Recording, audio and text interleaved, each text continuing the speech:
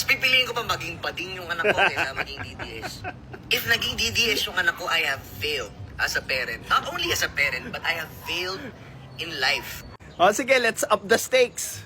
Paano yan kung yung anak mong bading, nakita mo minsan nag-viral sa TikTok, gumaganto?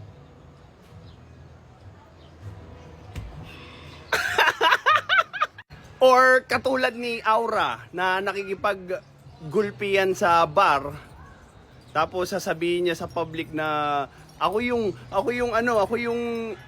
abuse dito.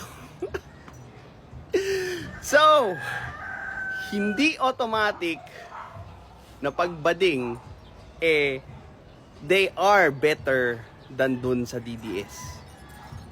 Okay? Yan ang lagi mong tatandaan. Mas gugustuhin mo pa rin ba siyang maging bading kesa DDS? Now, ang mahirap kasi sa mga ganitong klaseng, influencer ko, no, is that they tie up yung pagiging tama o mali doon sa grupo. Diba? Matik, pag DDS, mali. Pagkakampings, tama. Pag pinklawans, tama. Pag loyalista, mali. Pag kung ano-ano mang kulay, mali. Bukod sa akin.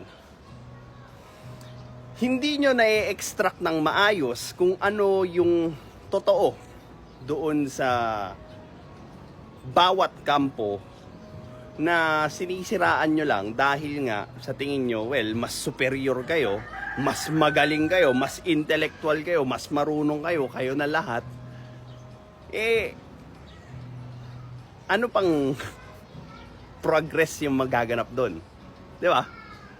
Pansin nyo na they cannot talk about ano yung maling ginawa nung group na galit sila, and they cannot actually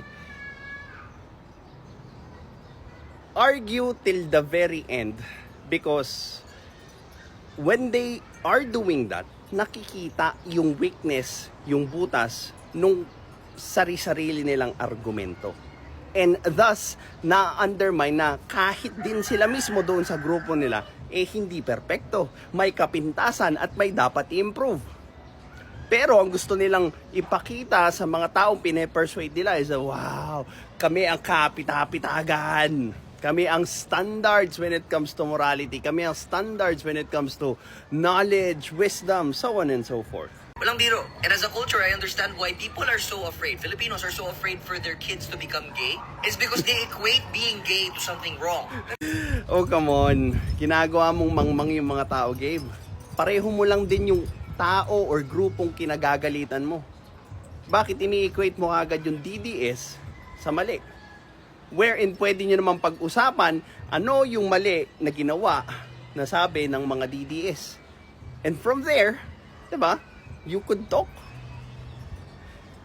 Kasi yung way ng conversion nyo ng tao is always based on instant.